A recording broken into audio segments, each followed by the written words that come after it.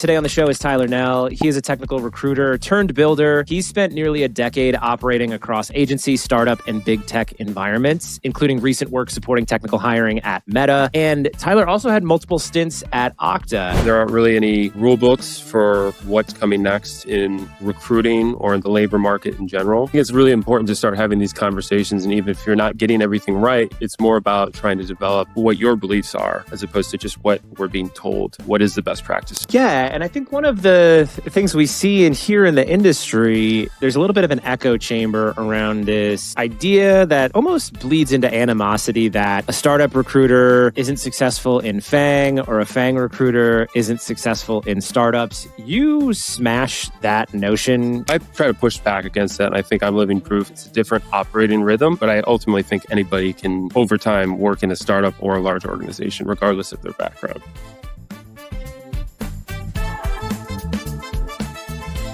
Hey, RecOps friends, are you still losing hours every week to interview scheduling chaos? What if you could eliminate the back and forth, cut scheduling time by 90%, and actually get those recruiter hours back on the hiring desk where they belong? That's exactly why teams are turning to Rooster, the native interview scheduling platform built inside Workday Recruiting that finally makes interview logistics fast, seamless, and predictable. With Rooster, you connect directly to your Workday system. No extra tools, no disconnected workflows, and instantly let candidates self-schedule with one-click booking links. It handles time zone and language differences automatically, sends branded confirmations and reminders via SMS, email, or WhatsApp, and keeps interviewers, coordinators, and candidates in sync without constant manual follow-ups. And it's not just about speed. Rooster helps you see the true cost of scheduling inefficiencies with its TAS metric, so ops teams can track and improve the parts of the process that slow you down the most. Whether your team hires locally, globally, or somewhere in between, Rooster cuts errors, saves 10 plus recruiter hours per week, and creates a candidate experience that reflects the quality of your brand. If you're ready to stop chasing calendars and start hiring with confidence, visit rooster.us and schedule a demo today. Your recruiters will thank you. Now, on with the show. All right, what's up, everybody? Today on the show is Tyler Knell. He is a technical recruiter turned builder. He's spent nearly a decade operating across agency, startup, and big tech environments, including recent work supporting technical hiring at Meta. And Tyler also had multiple stints at Okta. He's now transitioning into what he calls a talent engineer role, building recruiting tools full-time and thinking deeply about risk mitigation, automation, and where human judgment still matters. And one of the reasons I'm excited to have you on the show, Tyler, is because you came out the gate on LinkedIn with some incredible perspective. Like I said in the pre-show, excited to get to know you. Welcome to the show. Thank you. Thank you for having me, Brandon. I'm excited to be here and excited to be having this conversation. Hell yeah. Where are you based and what are you working on? So I am based out of Chicago.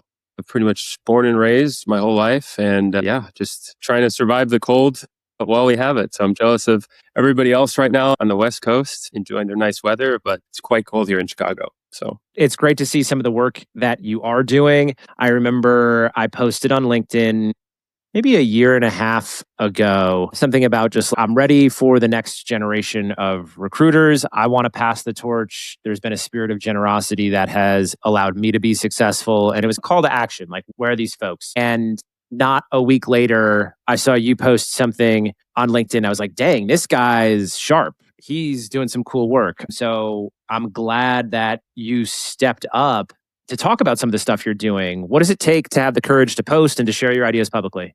Yeah, great question. And thank you for giving me kudos a little bit. It can be a bit challenging because we are in uncharted territory. There aren't really any rule books for what's coming next in recruiting or in the labor market in general. And obviously there's so many hot takes in recruiting. There's so many debates and discussions about any number of topics. So yeah, it can be a bit, you may take a second to think about what it is that you're talking about online, but I think it's really important to start having these conversations. And even if you're not getting everything right, you're just starting to have these conversations in our community. And it's more about trying to develop what your beliefs are as opposed to just what we're being told. What is the best practice in recruiting or in the labor markets and things like that. So that's really what's urged me to continue to post on things and to comment on anything that's industry related.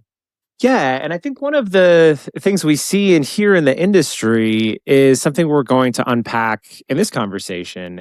And there's a little bit of an echo chamber around this idea that almost bleeds into animosity that a startup recruiter isn't successful in FANG or a FANG recruiter isn't successful in startups. You smash that notion, and it's something that I actually believe as well. So from like your background perspective, what are some of the differences in your own recruiting experience from working in a startup versus working in FANG? Yeah, I mean, it's to your point. Yeah, it's certainly something that I've experienced in my own career, both as a candidate and an interviewer, and seeing what it is organizationally, how we view the other side of the spectrum. And I will say that I think that cross pollination in my own experience working with startups from Series A all the way to FANG and Fortune 500, there's a lot of cross pollination there, and I've always been able to take what works best in that environment and try to incorporate it into whatever other environment that may be, whether that's a startup or a large organization. But I really think that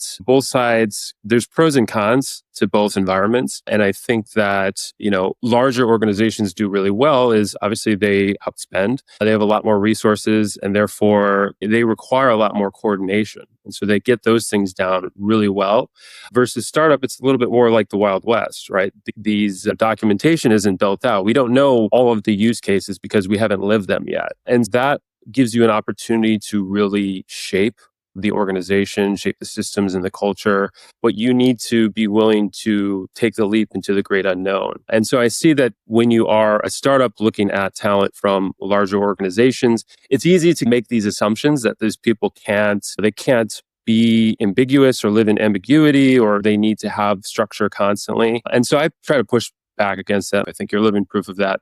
That isn't always the case. Vice versa as well. People in larger organizations, they may think people in startups won't be able to handle the scale or the bureaucracy or navigating the big environments. And I think that's totally not true as well. It may take some time it's a different environment. You may need to take time to get familiar in how things operate. It's a different operating rhythm. But I ultimately think anybody can, over time, work in a startup or a large organization, regardless of their background. Do you think that's true for the roles we hire, whether it's engineers, go-to-market, G&A folks? So yes and no. Like I do think that there is something there. Like it does make sense where there's this hesitance, I guess. It's more of a yellow flag. Like, an engineer, for example, who's coming from a startup environment, they may go into a large organization and absolutely just crush it because they were resource constrained, makes them have to be creative. They have to go out and find the resources that they need to be successful in their role. So there's that kind of that can do, I'm going to go getter attitude. So for an engineers on the other side, if they're going from bigger organizations to smaller organizations, they bring that complexity and scale and that knowledge to a smaller organization that maybe they're not there yet. So I think that it's definitely pervasive. It's not just recruiting. It's not just engineering. It's not just sales. I think there is this kind of weird psychology between startups and larger organizations. And I think that there's the cross-pollination is what makes you more robust and have a more holistic environment. So yeah, do it. I agree. It's the silver lining, I think, for recruiters who maybe have been displaced through layoffs or who have worked in various company sizes or industries is you get a lot of at-bats. You get to learn a lot of hiring methodology. You get to manage stakeholders in a variety of ways to learn the kind of art of influencing without authority. And yeah, my story is that I wanted to work for Google. Like my first 5 years in my career, it was during the ripping 2010s where Google was the coolest company. And then when I had that opportunity, I thought to myself about what a chief people officer told me. And they were like, you would be really successful in a very small company. And we were at a Series C company at the time when she said that. And like we had grown from just before the Series B to that inflection point. And I remember thinking like, oh, this actually doesn't seem like my dream. I don't want to hire software engineers for cloud day in, day out with 4 other recruiting stakeholders in the pipeline where I'm just on the phone all day screening software engineers. And that was a challenge. Like I gave up the dream, but the reality is the other side of that risk was something that I didn't know I would love more. And the opportunities that compounded by working in early stage companies and now running this company as a founder myself. And it's fun because I see you take that leap as well for what you're building right now, which I want to get into. but also to see that you were a boomerang at Okta. And I just want to shout out like the beauty of a boomerang employee when you're recruiting and when you work with amazing folks that leave and come back. I think life is too short not to celebrate the people for their contributions they make at the time. And if you can double dip with folks, that is the coolest recruiting story, in my opinion. What was special about Okta that brought you back? So honestly, I have such really, it's been a while. It's been a couple of years and a lot has changed, but I really have nothing but great things to say about the talent engine they've been able to build there. Logan Marsh, Brett Coyne, a bunch of other folks in that organization. There's just very leadership was felt. And I think that there's been a lot of organizations that I've been in, maybe I shouldn't say a lot, but there's definitely been organizations where there's a disconnect between the TA HR leadership and the C-suite. And there's disconnects in incentives and like what we're trying, like what our goals are and all that stuff. And so when I was at Okta, it just really seemed like there was an identity. The recruiting org has an identity. And that was so powerful to see. And it really trickled into everything that we did on a day-to-day basis. It led into operational excellence and candidate experience. And it really just felt like it's a crazy notion, but it just felt like they looked at, here's the data and let's make a logical decision on where we need to go next. And so that was really refreshing. And that's definitely one of the reasons why I came back. Other than that, it was also the peers that I worked with there. I still keep in touch with many of them. They're really wonderful people. And yeah, I would go back again if there was an opportunity presented itself someday, perhaps down the line. Yeah, that's awesome. And we think about this idea of talent density when we hire in tech companies. That's a phrase we toss out. I think about talent density for the recruiter experience as well. So who are those great recruiting leaders that are developing the next generation, the future of recruiters? I have amazing mentors myself. But yeah, you mentioned Logan Marsh. Logan's been on the show. Shout out to Logan. I wasn't expecting to go to sports analogy, but I'm in Denver. Mike Shanahan has like a legacy of incredible coaches that he has developed through his time with the Denver Broncos. This is more of a compliment for Logan, but like I feel like Logan is one of those like Mike Shanahans of our industry. Ryan Fink is one of those in our industry. Aaron Matthew, these people who just create incredible folks by just being around them. And the world is a lot smaller than we think. And that's the beauty of this show is we get to have these moments of serendipity. There's another moment of serendipity when I was scrolling through your background when I first met you and came acquainted with your work and who you are. You came from a background in nonprofit, and so did I.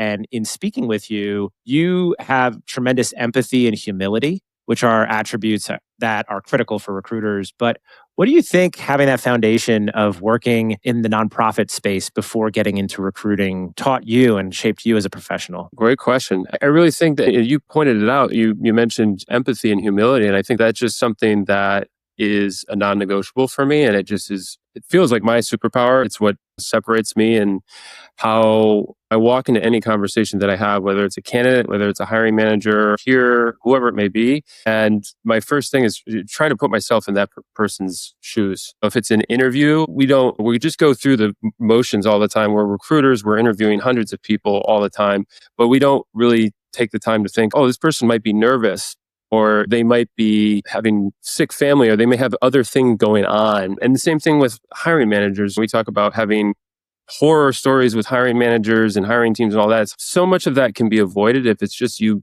take the time to understand what that person is going through. And I've had so many unlocks in my career when I've just taken that approach. And it's like anything that's ever been difficult or difficult working with another person, it's just come with empathy and come with humility. And you're not always right. And I'm really just here to be a servant and have a servant mindset and help somebody else. That's really all our job is. Like our success is dependent on the success of everybody around us. So that's where I see the nonprofit come into my day-to-day. Yeah, I love that.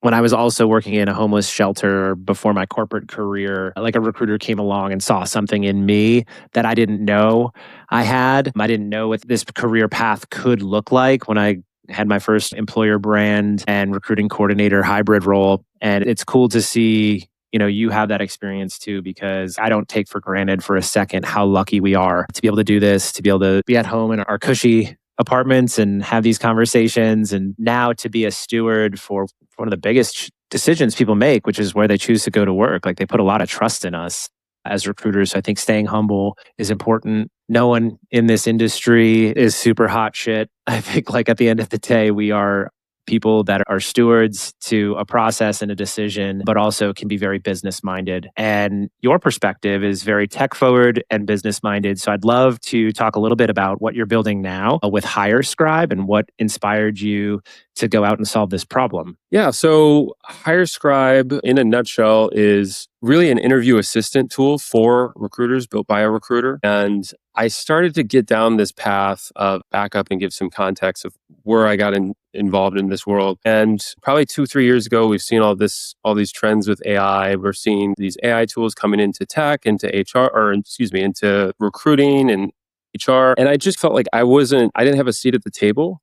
I didn't feel like there was a lot of marketing around replacing humans, replacing recruiters. And I just didn't feel like I, as a recruiter, was being respected, and I felt alienated from that work. So I really was really technically interested in what's going on with AI. And then at one point, I was actually on a demo. I won't say which company. It's a big company though that we all use, and I was pretty upset with just their AI product. Was, to be honest, I felt almost insulted a little bit. Like, it was like, you guys are selling us on something that we don't really need, we didn't really ask for. It's not making our lives better, it's just making us more kind of commoditized. And so that's where this philosophy started. And I started to really get into, I want to develop my own tools for my peers, for myself. And with AI, that started to become more and more of a thing. So now going into HireScribe, I really looked at HireScribe I try to look at the problems in my life as a recruiter that I experience on a day-to-day basis. And one of the biggest ones is, on the surface, it's taking notes for interviews or meeting notes for intake meetings and things like that. But really what that boils down to is persistent memory. And so that's really what the product is, or that we're trying to unlock, is that we're trying to give recruiters ownership over their tools, ownership over the data that they use, and ownership over the decisions that they make on a day-to-day basis. And that's trendy, controversial in a sense. I can stop there and see where you want to go next with it.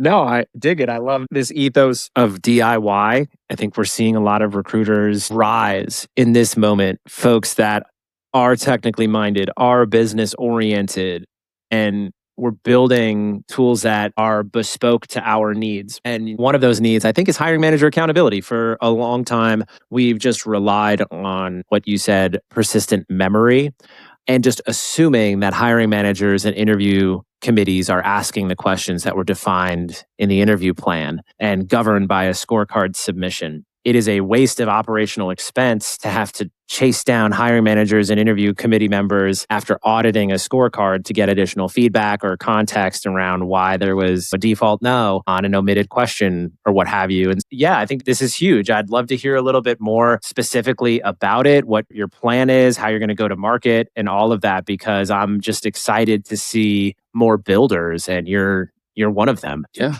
thank you. At its core, HireScribe is a desktop application, and it is meant to be local, privacy centric, and offline first, essentially. And so what it is that it allows you to record meetings, not too dissimilar from what we use but the difference is that it's using local, offline, open source models. So for transcription, for summarization, all of that stuff is open source models. It doesn't touch anything online, and you're not sending personal identifying information to ChatGPT or Claude or anything along those lines. So that was one of the reasons why I built it the way I did. Is I want there to be a sense of trust. I think that's really what we're missing right now in the industry and also in our tools, is that there's a lack of trust. We see AI black box tools, and we see our data being mishandled. And so I really tried to create a tool that people could use, recruiters could use on a day-to-day basis. They could own the tool itself. They're not paying a subscription. And it's something that they can feel comfortable that their data is being safe and the candidate's data is being safe. And so that's the ethos of what I've been trying to build. I love that. Who do you think this model is best suited for? What types of roles, what types of hiring, who shouldn't use something like this?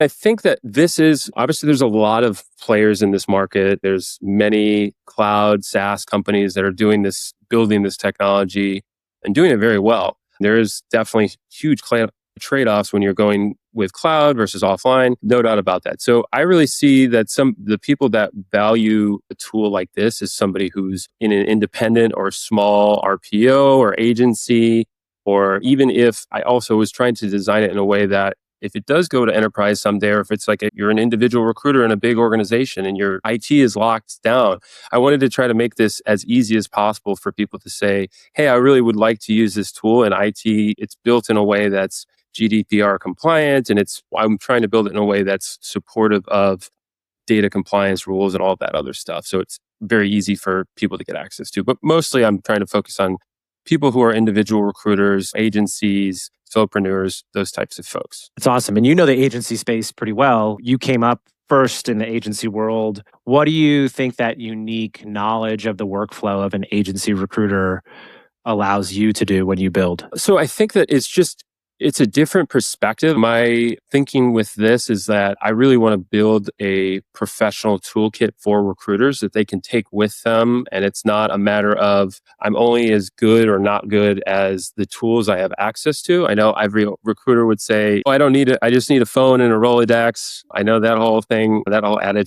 What do you think some of the fundamental motions of being an agency recruiter taught you to be great at recruiting in tech startups and in FANG? So I think the biggest thing that always jumps out whenever anybody asks, what is like the most critical skill a recruiter needs, or what does agency teach you so well? And I think the biggest one is sense of urgency is absolutely huge. If you're not moving quickly, things fall through the cracks. And so if you're not on the ball of things, and I think that has stayed true throughout my entire career.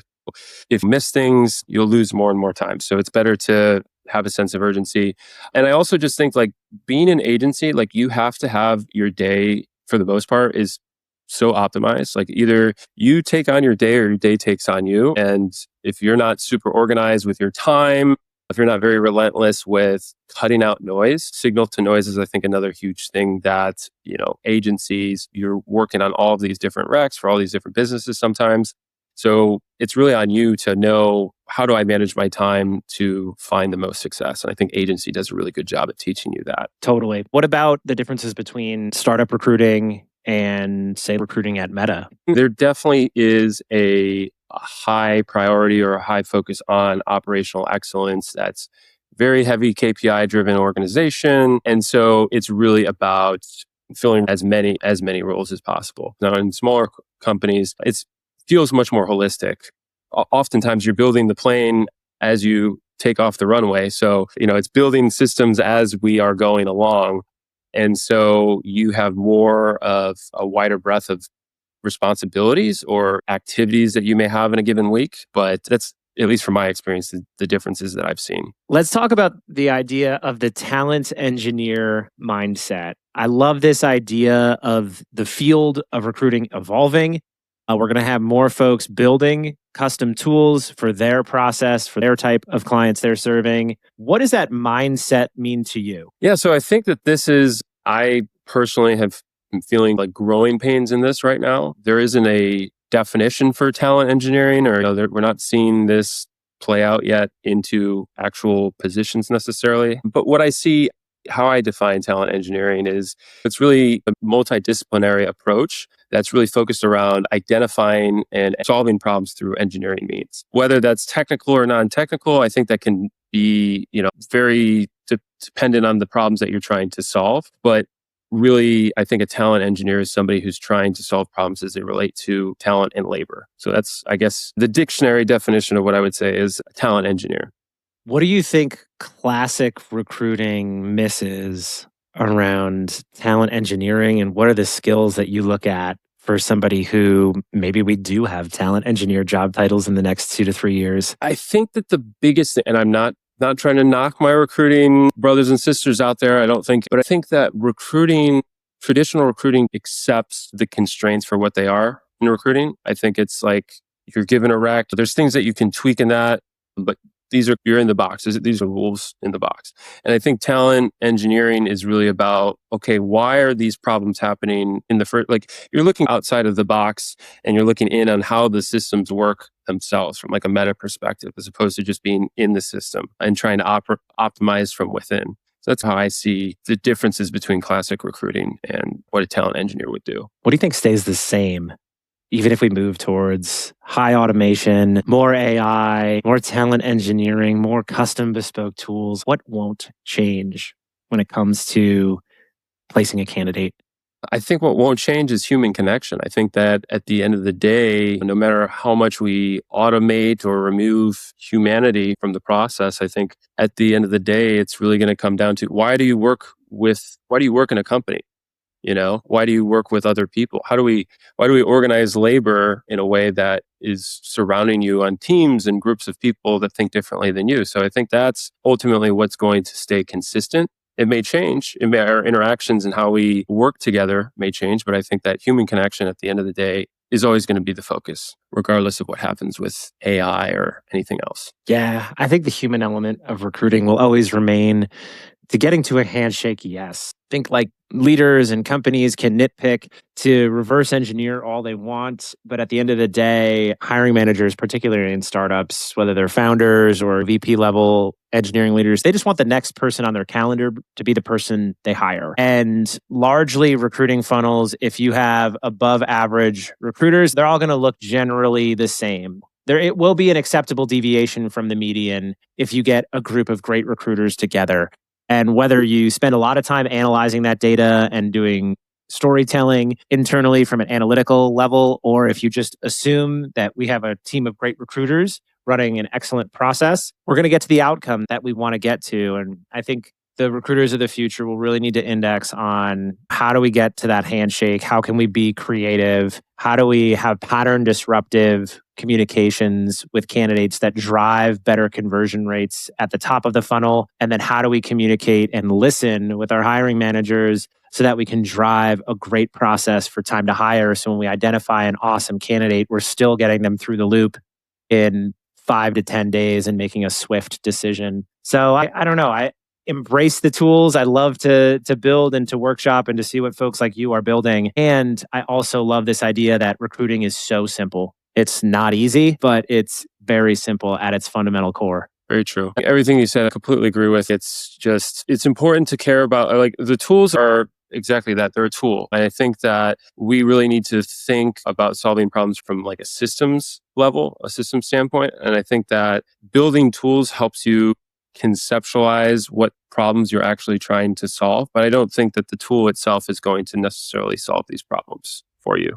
And so I think that's something that I've learned as I've started to go down this path a lot more. And so I think it's going to be exciting to see other people start to make these kinds of realizations themselves. 100%. Are there any areas of automation that you're really excited about beyond transcription that you think are empowering recruiters to be excellent right now?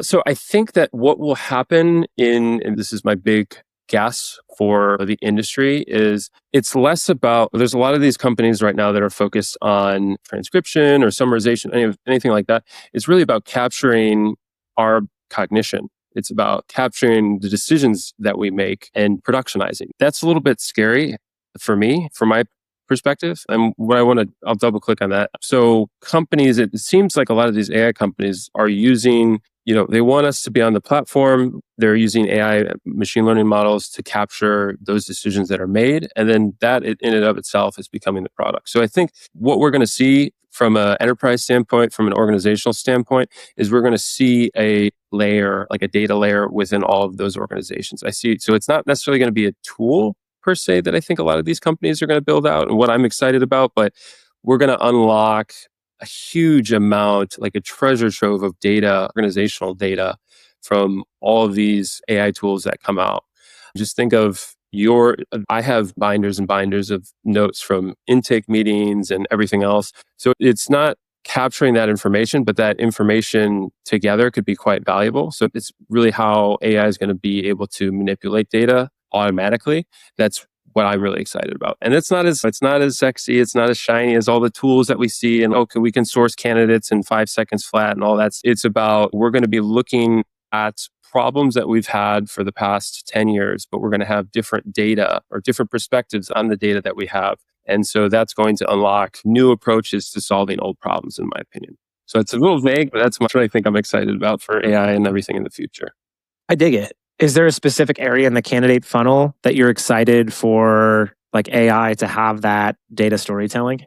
Honestly, I think I think everything that we know about or think about in terms of what makes a good hire is probably going to be radically different or challenged I think when AI, we can talk a little bit about this too, in terms of like, should AI be making decisions and stuff like that? But I think that when we come to AI or we come to whatever systems that we build and say, hey, we need to hire XYZ person, and it comes back and says, this is the most optimal person for this role. And it's completely different from anything that aligns to what we would typically see for that position. I think that's what we're going to see from AI. And we're going to be looking at things outside of just skill set. And AI is going to be able to look at data in ways that we have no way of even making sense of. So it's a little scary, very scary, but I think that's one area in which we're going to see AI giving opportunities to people that they wouldn't have normally seen in themselves. Similar to what you had said earlier about people believing in you or telling you that, encouraging you to do something that you wouldn't have normally expected or seen for yourself. I think that there's going to be a lot of that happening in the future. Yeah, I think there's an unlock probably at earlier stages and signals around people's motivations and skills and interests for their career. I think this idea of AI for just giving earlier career folks and maybe college students or post high school students insights into the various ways to make a living and the career paths. We have this historic legacy idea of the career services department being like an office at a university campus if you go to college. But like I think about how folks outside of college learn about different opportunities, and it's so much word of mouth. It's so much, oh, my family recommended this, or my uncle worked in this industry. But I think there's this idea of tapping into an amalgamation of cool work that people have done through maybe their adolescent work or their college interests, hobbies, conversations, the books they're checking out, the blogs and websites they're visiting, that can give people perhaps more signal and opportunity to pursue their paths professionally at an earlier time in their career outside of those traditional academic paths that require more academia in professional paths like legal, medical, those types of fields. I think it's a creative way to think about the application of AI in young people's lives. And the result is you get more motivation out of folks who do come into the workforce and have a clear mindset of, hey, what is this CSM role? What is this software engineering role? What is this project manager or product manager position or a recruiting or HR path? So that way you have more precision in those earlier days of a career versus, oh, I'll take this job and see where else in this cool company I might work. So I think internal mobility could change and we may have more worker productivity from a younger generation. I totally agree. And I think that talking about like project based, this is where I see labor going in the future. I could be totally wrong. It could be completely in left field, but I really see that we are going to potentially go in the path of a more of a proof of work model. So we have a lot of these hiring artifacts, job descriptions, resumes, all these things. I think a lot of that stuff will go away or completely become unrecognizable. And when I say like proof of work, it talks or leans into or goes into what you're saying about like project-based work or portfolio-based kind of work for people that are more junior in their career. But I really think that's going to be the trend in how labor works in the future. We're going to have more decentralization. We're going to be more like independent AI operators or independent. I don't want to say it's going to be entrepreneurial necessarily, because I think everybody's just going to have so much more access and so much more capability that you may go work for a company or you may have a portfolio of companies that you're working for. And so that's where I see things heading. Maybe it's just based on the trend of we don't have company men and women anymore. We don't have the same stability, and that scares people. But I think that this is a huge opportunity for people to do what they love to do and have a more holistic and meaningful experience and relationship with their work that they do. So that's exciting to me. I think about the skills it takes in innovative companies, blue chip companies, technology companies. Internal mobility and L&D functions were built into companies out of necessity. It was a requirement and something that just fundamentally was baked into the business. And we inverted that with the development of open source coding tools. And a specific example of this would be like companies like, say, GE, General Electric, and IBM. They developed hardware and they developed software in order to use the technology they were building in the 70s and the 80s. Now, we talk about hiring AI engineers and ML researchers, and they are just Python experts. So the companies of today are built around a set of skills that it is now on the responsibility of the labor market to go out and learn versus the responsibility of the business to develop and teach. And then by default, they've built a moat around that talent because they use specific in-house technology in order to deliver the result for their business. And that just isn't the case when it comes to the world of work today. So maybe that is net positive, maybe it's net negative. I would like to think it breeds more entrepreneurship and builds more long-term economic viability and GDP when we look at innovation coming out of the US. But I don't know. What are your thoughts around entrepreneurship and more about the future of work and things you're seeing in the labor market? Yeah, so I do think that we're going to see more entrepreneurs without a doubt. Now, entrepreneur is obviously, it's a very loaded word. It means a lot of things to different people. And so I think that when I say entrepreneur, I don't necessarily mean what we traditionally think of an entrepreneur. I think that they're going back to what I was saying earlier, like we're going to have a portfolio of work. And so maybe you're partially independently self-employed, that maybe you're working technically full time with a company or several companies. I see that as being the trend. Now, going into, you said earlier a little bit about kind of the proliferation or the mismatch in the market and what companies are looking for and how that onus has been pushed back onto the labor market and not companies trying to support or develop that talent. And that's becoming increasingly clearer and clearer. And I've always say that talent grows arithmetically, technology grows exponentially. If we look at, I haven't looked at the labor statistics or anything like that, but I'm sure if you look at the numbers for the past 50 years, there's been a proliferation in job titles. There's been more specialization, and it's like we were creating these problems for ourselves. We have more specialized roles, and then we don't have the educational system to meet those demands fast enough. And then there's all these disconnects. But then where are we going now? So there's obviously these huge push towards AI, and are we losing our jobs? Are we not losing our jobs? What does that mean? And it's really a lot. It's hard to navigate for individuals right now. There's just so much noise. I really just encourage people, I think, to try to solve problems. I try to identify problems in their own life and try to learn how to solve problems, because I think that's going to be what saves you in the future, regardless of whatever your title is, your role is now. It's not about learning a tool. It's about how can you solve problems in society? How can you help others and be valuable to others in society? So I started going in a rant there, but that's where my head's at to some degree and kind of the future of all this. Yeah, no, I appreciate that because it reminds me of this article that was circulated probably, I think it was like early October. Yeah, it was early October of last year. It came out of the Budget Lab, and it's titled Evaluating the Impact of AI on the Labor Market, Current State of Affairs. This is out of the Budget Lab research. It was circulated in our recruiting space, and it was talking about like the occupational mix changing quickly. And what was challenging is it was assessing job titles the way you mentioned in the market. And it was gleaning an insight that the labor market was dwindling and it was all doom and gloom because it was just indexing on the quantitative data of ONET.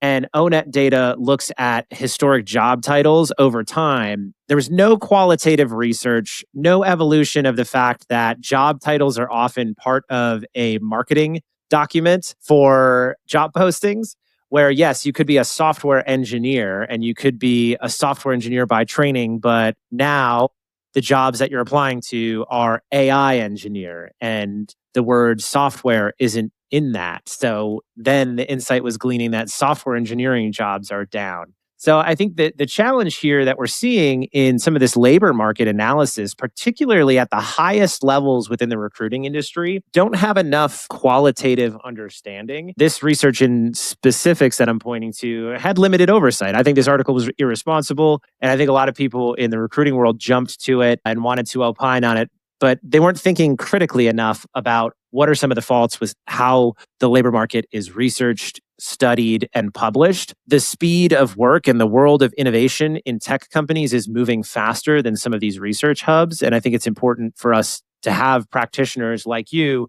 who have a finger on the pulse, can talk about labor economics, and can provide a little bit of that data and storytelling that you mentioned so that we can understand things a little bit more holistically and just be smarter about what we talk about. 100%. And you said ONET, and I wouldn't be surprised if they still have switchboard operators listed on ONET. That's the problem we have as an industry is we don't have a shared meaning of definition of things.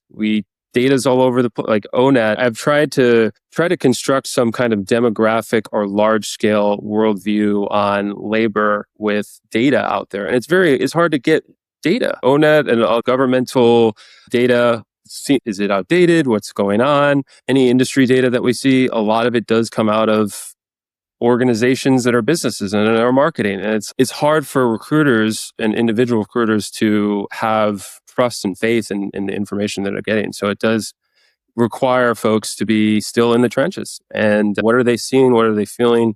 We're meant to be, you talked about truth earlier, and I really see recruiters as meant to be the arbiters of truth and meaning. We have sometimes 10, 15 people and are in a hiring process. And it's really our goal is that we need to find common ground. That's basically our job is to make sure that everybody is either aligned or we're not moving forward. So that's definitely problems that I see with trying to have a very holistic viewpoint on the direction of labor, especially as it relates to recruiting in the industry. Tyler, I love that idea of seeking truth through data in the hiring process, both qualitative and quantitative data when we assess talent. There's a variety of hiring methodologies out there.